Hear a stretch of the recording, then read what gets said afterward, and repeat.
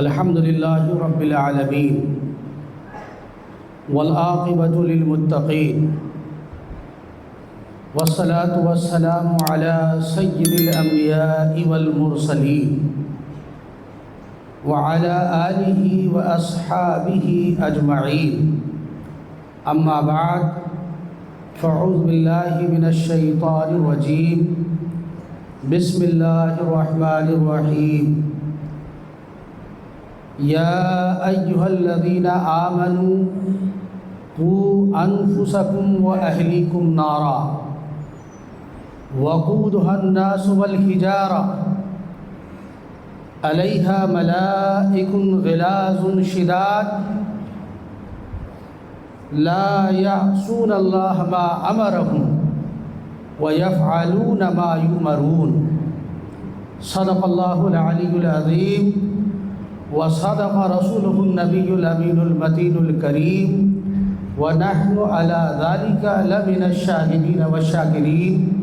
والحمد للہ رب العالمین۔ آئیے ہم اور آپ مل کر سب سے پہلے آقائے نامدار مدنی تاجدار جناب محمد رسول اللہ صلی اللہ تعالی علیہ وسلم کی بارگاہ بے کس پناہ میں درود شریف کی ڈالی نشاور کریں اور پڑھیں، اللہم صلی علی سیدنا و شفیعنا و حبیبنا و مولانا محمد وعلی آل سیدنا و مولانا محمد، بارک وسلم صلو علیہ صلاۃ و سلام علیک یا رسول اللہ، صلاۃ و سلام علیک یا حبیب اللہ صلی اللہ تعالی علیہ وسلم۔ حضرات، ہم نے خطبہ مسنونہ کے بعد قرآن مجید کی ایک آیت کی تلاوت کا شرف حاصل کیا۔ رب کائنات ارشاد فرماتا ہے، یا ایہا الذین آمنوا، اے ایمان والو، قوا انفسکم، بچاؤ اپنے آپ کو، واہلیکم، اور اپنے گھر والوں کو، نارا، جہنم سے، وقودها الناس والحجارہ، جس جہنم کا ایندھن پتھر ہے اور لوگ ہیں، علیہا ملائکۃ غلاظ شداد، جہاں فرشتے مضبوط اور طاقتور فرشتے موجود ہیں، لا یعصون اللہ ما امرہم، وہ اللہ کے حکم کی خلاف ورزی نہیں کرتے، ویفعلون ما یؤمرون، وہ وہی کرتے ہیں جس چیز کا ان کو کرنے کا حکم دیا جاتا ہے۔ حضرات، اس آیت مقدسہ کی وضاحت میں اور اس کی تفسیر میں بے شمار اقوال موجود ہیں، اور یہ آیت اپنے اندر بہت ساری وسعتوں کو سمیٹے ہوا ہے۔ اللہ ارشاد فرماتا ہے، اپنے آپ کو بچاؤ، یا ایھا الذین آمنوا، اے ایمان والو، بچاؤ اپنے آپ کو اور اپنے گھر والوں کو، کس سے؟ نارا، جہنم سے۔ کون جہنم؟ کیسا جہنم؟ فرمایا وقودها الناس والحجارہ، وہ جہنم جس کا ایندھن لوگ ہیں، انسان ہیں اور پتھر ہے۔ اور ایسا نہیں کہ اگر آپ وہاں آپ کا حکم ہو جائے، آپ کے لیے لکھ دیا جائے کہ اسے جہنم میں ڈال دیا جائے تو آپ وہاں سے بچ جائیں گے، ایسا ہرگز نہیں۔ رب ارشاد فرماتا ہے، علیہا ملائکۃ غلاظ شداد، جہنم پر، جہنم کے دروازے پر فرشتے موجود ہیں، اور یہ وہ فرشتے ہیں جو مضبوط ہیں، طاقتور ہیں، صاحب قوت ہیں، اور ایسا نہیں کہ آپ انہیں کچھ کہہ کر انہیں بہلا پھسلا کر بچ جائیں گے۔ رب آگے ارشاد فرماتا ہے وَلَا يَعْصُونَ اللَّهَ مَا أَمَرَهُمْ، اللہ نے انہیں جس کا حکم دیا ہے وہ اس کے خلاف نہیں کرتے۔ وَيَفْعَلُونَ مَا يُؤْمَرُونَ، فرشتے وہی کرتے ہیں جس چیز کا انہیں کرنے کا حکم دیا جاتا ہے۔ اب سوال یہ ہے کہ انسان اپنے آپ کو جہنم سے کیسے بچائے؟ اچھا ذرا غور کیجئے اس آیت پر۔ آیت کے شروع میں رب ارشاد فرماتا ہے یا ایھا الذین آمنو، پتہ یہ چلا کہ یہاں مخاطب مومنین ہیں، اللہ اور اس کے رسول پر ایمان لانے والے بندے ہیں۔ اے ایمان والو اپنے آپ کو اور اپنے گھر والوں کو بچاؤ۔ اور جب دوسری جگہ دیکھیے تو یہی جہنم سے بچنے کا ذکر اور اعلان رب قرآن میں ارشاد فرماتا ہے۔ اللہ ارشاد فرماتا ہے، ایک دوسری جگہ آیت میں موجود ہے، اللہ نے فرمایا فَإِن لَّمْ تَفْعَلُوا وَلَن تَفْعَلُوا فَاتَّقُوا النَّارَ الَّتِي وَقُودُهَا النَّاسُ وَالْحِجَارَةُ اُعِدَّتْ لِلْكَافِرِينَ کہ تم ہرگز ایسا نہیں کر سکتے، لہٰذا بچو اس آگ سے، ڈرو اس آگ سے، اس جہنم سے جس کا ایندھن انسان اور پتھر ہے، اور یہ جہنم یہ کافرین کے لیے تیار کیا گیا ہے، یہ جہنم کفاروں کے لیے بنایا گیا۔ اب سوال یہ ہے کہ ایک جگہ اللہ تبارک تعالیٰ نے یہ فرمایا کافرین سے کہ بچو اس جہنم سے جو تمہارے لیے بنایا گیا، اور یہ اسی طرح کا حکم ایک دوسری جگہ رب کائنات مومن بندوں سے فرما رہا ہے، یہ اعلان کر رہا ہے، انہیں ڈرا رہا ہے، خوف دلا رہا ہے، یا ایھا الذین آمنو، اے ایمان والو جہنم سے بچو، اپنے آپ کو بچاؤ اور اپنے گھر والوں کو بچاؤ۔ پتہ یہ چلا کہ ایک جہنم ہے۔ ان دونوں آیتوں کو جب آپ ملائیں گے تو آپ کو اچھی طرح سمجھ میں آئے گا کہ جہنم میں جانا، جہنم میں ہمیشہ کے لیے رہنا یہ کافروں کے لیے ہے۔ لیکن کیا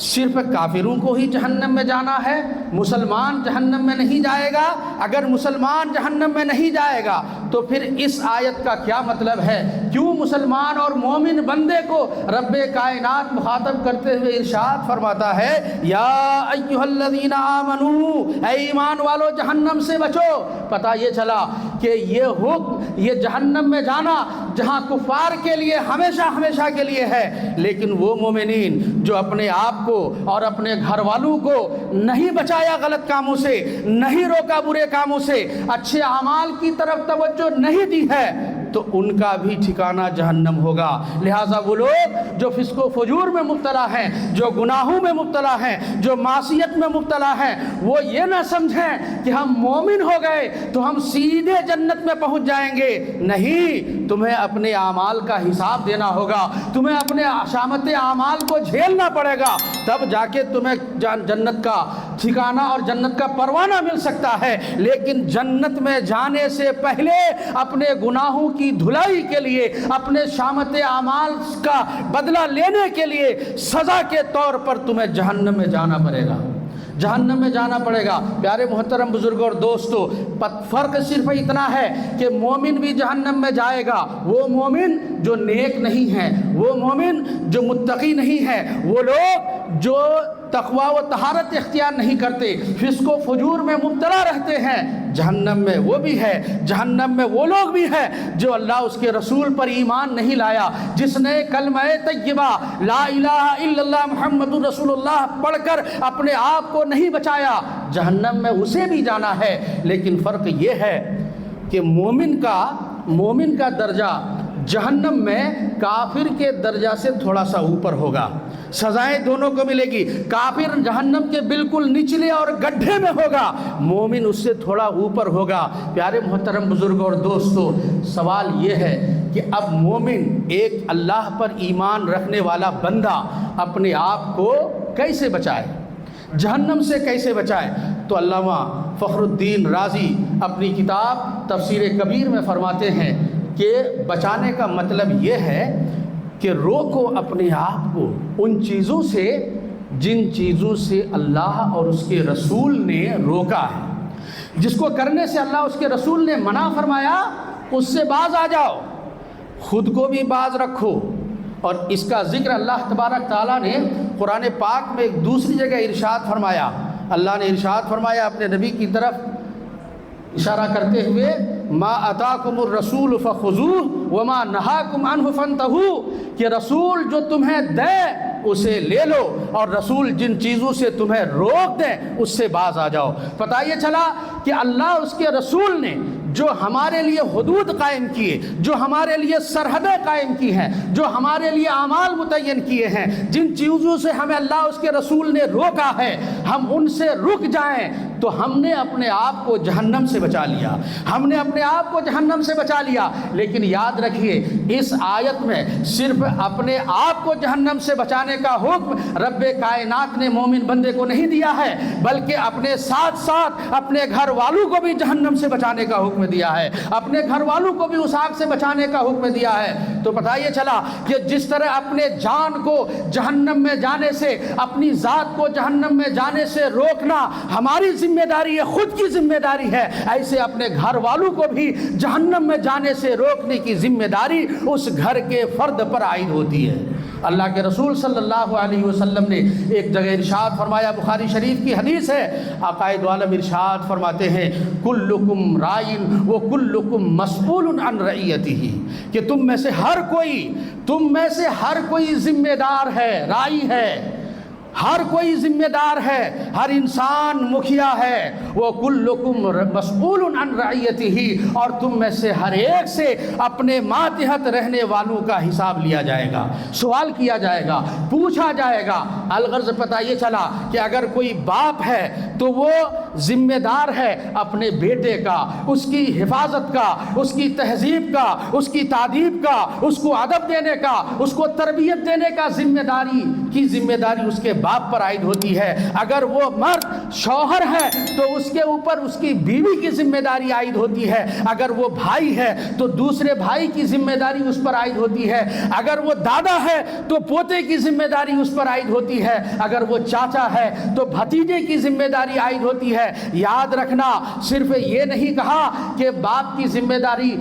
باپ بیٹے کا ذمہ دار ہے، دادا پوتے کا ذمہ دار ہے، چچا بھتیجے کا ذمہ دار ہے، ماں بیٹی کی ذمہ دار ہے، ایسا نہیں کہا، بلکہ رسول اللہ نے ارشاد فرمایا، کلکم رائن، تم میں سے ہر کوئی ذمہ دار ہے اور ہر ایک سے اس کی ذمہ داری کے بارے میں سوال ہوگا۔ پتہ یہ چلا کہ صرف باپ ذمہ دار نہیں ہے،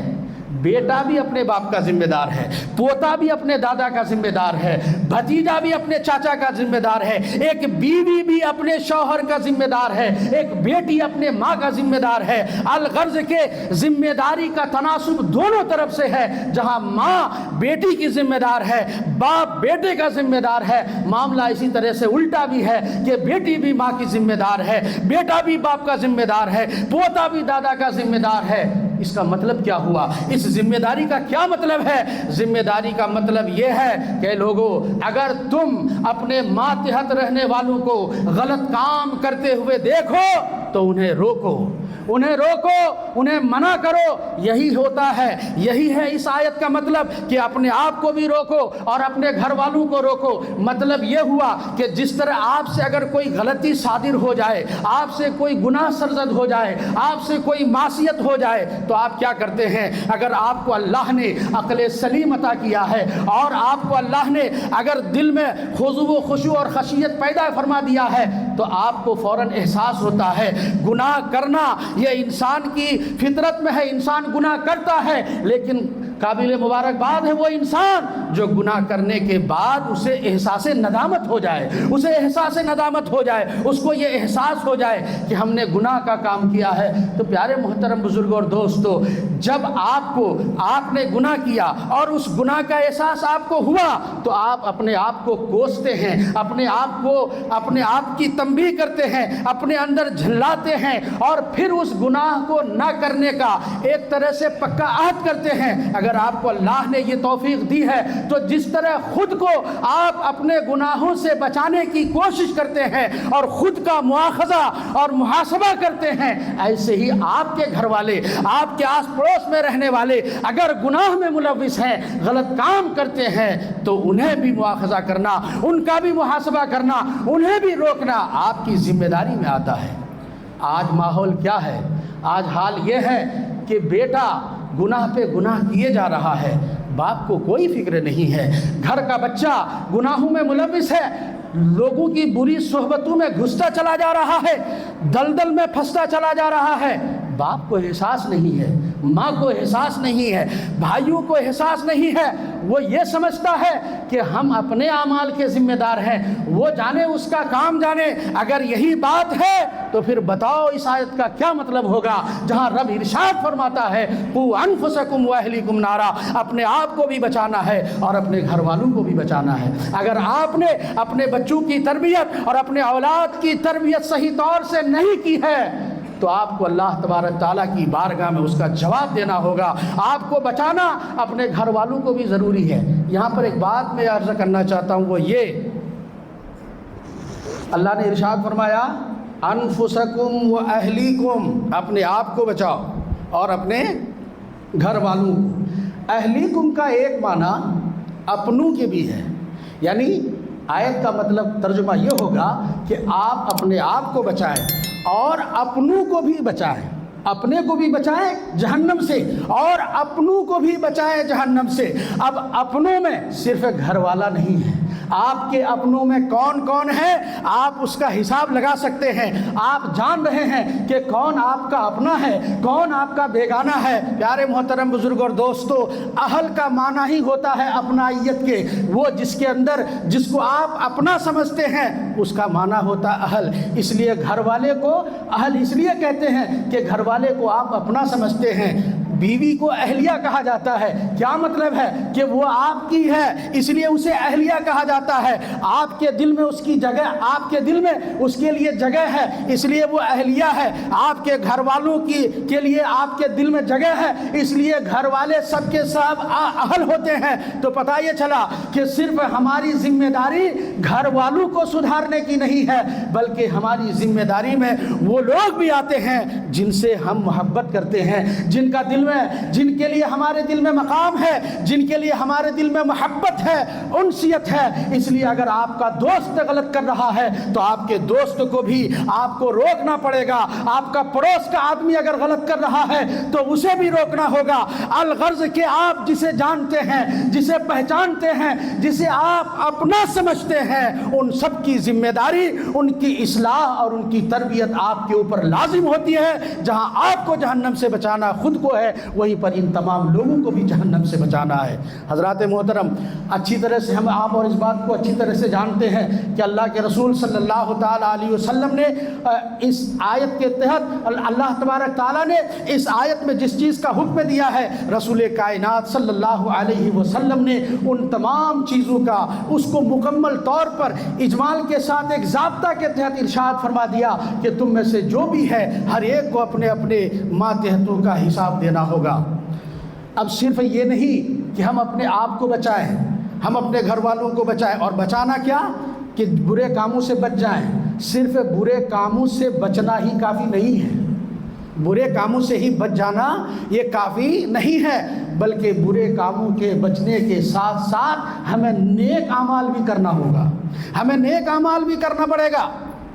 اللہ نے قرآن پاک میں ارشاد فرمایا، جیسے میں نے ابھی تلاوت کی، کہ ما آتاکم الرسول فخذوہ وما نہاکم عنہ فانتہوا۔ صرف بچنے کا نام نہیں، بلکہ اللہ کے رسول صلی اللہ علیہ وسلم نے ہمیں جن چیزوں کو کرنے کا حکم دیا ہے ہم ان تمام چیزوں کو کرتے ہوئے چلے جائیں۔ یہی تو تقویٰ ہے، یہی تو پرہیزگاری ہے۔ تقویٰ کا مطلب ہی وہ یہ ہوتا ہے کہ اللہ نے جن چیزوں کو کرنے کا حکم دیا ہے ہم اسے کریں، اور جن چیزوں سے منع فرمایا ہے ہم ان چیزوں سے باز آ جائیں۔ آج ہم اور آپ اس نظریے سے اگر دیکھیں تو اسلام کی بنیاد جن 5 چیزوں پر ہے ان میں سے ایک ہے اللہ اور اس کے رسول کی، اللہ کی وحدانیت اور رسول اللہ صلی اللہ علیہ وسلم کی رسالت کا اقرار کرنا دل سے، یہ اسلام کی اولین بنیاد ہے۔ لیکن اس کے بعد سب سے زیادہ تمام بنیادوں میں جس بنیاد کا مقام و مرتبہ ہے وہ نماز ہے۔ وہ نماز ہے کہ جس شخص نے، اللہ کے رسول نے حدیث پاک میں ارشاد فرمایا، من اقام الصلاۃ فقد اقام الدین ومن ترک الصلاۃ فقد ہدم الدین، کہ جس نے نماز قائم کی اس نے اپنے دین کو قائم کیا، اور جس نے نماز کو ترک کیا اس نے اپنے دین کو ڈھا دیا۔ حضرات، ہمیں اللہ تبارک تعالیٰ نے ایمان کی دولت سے نوازا ہے، یہ اللہ کا بہت بڑا شکر اور احسان ہے۔ وہیں پر اس ایمان کا تقاضا یہ ہے کہ ہم اس کے تمام واجب کردہ اور فرائض کو ادا کرتے چلیں۔ ان فرائض میں اہم الفرائض عبادت ہے، اور آج نماز کے معاملے میں جو کوتاہی ہے وہ اپنی جگہ جگ ظاہر ہے، اور بہت سارے لوگ ایسے بھی ہیں کہ نماز پڑھتے ہیں مگر نماز کو نماز کی طرح نہیں پڑھتے، نماز کو نماز کی طرح نہیں پڑھتے۔ اگر نماز کو نماز کی طرح خضوع و خشوع کے ساتھ ادا کیا جائے تو اللہ تبارک تعالیٰ کی طرف سے مغفرت کی بشارت ہے، خوشخبری ہے۔ اللہ کے رسول صلی اللہ علیہ وسلم سے پوچھا گیا، یا رسول اللہ احسان کیا ہے؟ تو اللہ کے رسول نے ارشاد فرمایا، ان تعبد اللہ کأنک تراہ، کہ تم اللہ کی عبادت اس طرح کرو کہ گویا تم خدا کو دیکھ رہے ہو اور خدا تمہیں دیکھ رہا ہے، تم خدا کو دیکھ رہے ہو اور خدا تمہیں دیکھ رہا ہے۔ پیارے محترم بزرگ اور دوستو، نماز اللہ کے رسول صلی اللہ علیہ وسلم کو رب کائنات نے معراج میں بلا کر تحفے کے طور پر دیا، اور اسی بات کی طرف اشارہ کرنے کے لیے کہ اگر انسان خضوع و خشوع کے ساتھ نماز پڑھتا ہے تو رب کائنات کا اسے دیدار نصیب ہوتا ہے۔ اللہ کے رسول نے فرمایا، نماز ایسے پڑھو جیسے سمجھو کہ تم خدا کو دیکھ رہے ہو، اور اسی معراج کی نسبت کو ظاہر کرتے ہوئے اللہ کے رسول نے ایک موقع پر ارشاد فرمایا، الصلاۃ معراج المومنین، کہ نماز مومنین کی معراج ہے، نماز مومنین کی معراج ہے۔ لیکن پیارے محترم بزرگ اور دوستو، ہم اس کو جب ادا کرتے ہیں، اس کو جب ہم پڑھتے ہیں تو اس میں کافی بے احتیاطی ہوتی ہے۔ بہت سارے لوگوں کو آپ نے دیکھا ہوگا، ایک حدیث پاک مجھے اس سلسلے میں یاد آتی ہے۔ اللہ کے رسول صلی اللہ علیہ وسلم کی بارگاہ میں ایک اعرابی آئے، انہوں نے نماز پڑھی مسجد نبوی میں، نماز پڑھ کے وہ رسول کی بارگاہ میں آئے تو حضور صلی اللہ علیہ وسلم نے ارشاد فرمایا، صلی فإنک لم تصلی، جاؤ نماز پڑھو، تم نے نماز نہیں پڑھی۔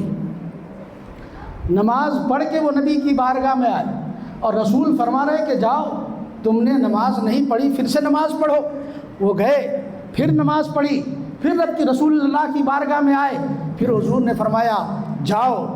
نماز پڑھو، تم نے نماز نہیں پڑھی ہے۔ اس طریقے سے 3 مرتبہ اللہ کے رسول صلی اللہ علیہ وسلم نے ان سے کہا کہ جاؤ نماز پڑھو، تم نے نماز نہیں پڑھی۔ وہ صحابی، وہ اعرابی نماز پڑھ کے آئے، لیکن رسول اللہ فرماتے ہیں جاؤ تم نے نماز نہیں پڑھی، پھر سے نماز پڑھو۔ مطلب کیا ہے؟ مطلب یہ ہے کہ اس نے نماز کو مکمل خضوع و خشوع کے ساتھ نہیں پڑھی تھی، بلکہ بہت جلدی انہوں نے نماز پڑھی۔ تو اللہ کے رسول نے فرمایا کہ تم اس طرح سے جو نماز پڑھتے ہو، یہ نماز پڑھنا ہے ہی نہیں، پھر سے تم نماز پڑھو۔ اسی بنیاد پر فقہاء کرام نے یہ فرمایا کہ نماز پڑھنے میں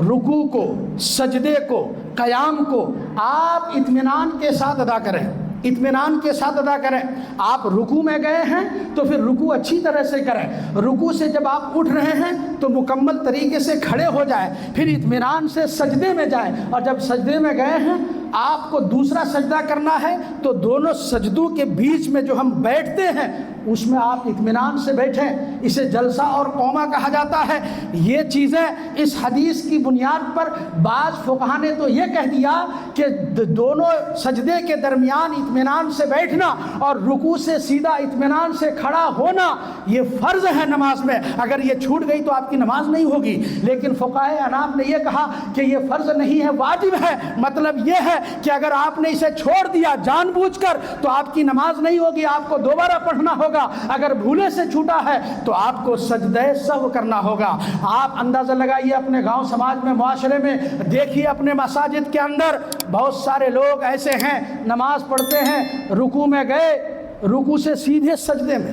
رکوع سے بہت سارے لوگ سیدھے سجدے میں کھڑے بھی نہیں ہوتے ہیں، یا کھڑے ہوتے ہیں تو بس ہلکا سا اشارہ ہوتا ہے پھر سیدھے سجدے میں چلے جاتے ہیں۔ ایسے شخص کی نماز نہیں ہوتی ہے۔ پیارے محترم بزرگ اور دوستو، اسی طریقے سے سجدے میں گئے ہیں، ایک سجدے کے بعد دوسرا سجدہ کرنے کے لیے مکمل طریقے سے بیٹھنا پڑتا ہے، لیکن کچھ لوگوں کو یہ دیکھا گیا کہ وہ دونوں سجدوں کے بیچ میں اطمینان سے نہیں بیٹھتے، بس تھوڑا سا سر اٹھایا، پیشانی زمین سے اٹھی، تھوڑا بدن ہلکا سا اٹھا، پھر دھڑام سے دوسرے سجدے میں پہنچ جاتے ہیں، ایسے شخص کی نماز نہیں ہوتی ہے۔ اس لیے پیارے محترم بزرگ اور دوستو، ہمیں اور آپ پر لازم ہے کہ ہم جہاں اس نماز کو ادا کرتے ہیں تو اس کو مکمل طریقے سے ادا کریں، اس کے تمام حقوق کے ساتھ ادا کریں۔ اور اگر آپ کو ان مسائل کی جانکاری نہیں ہے تو آپ اپنے گاؤں کے، محلے کے، سماج کے ذمہ دار اور باصلاحیت عالم دین سے ان چیزوں کو پوچھا کریں، معلوم کیا کریں،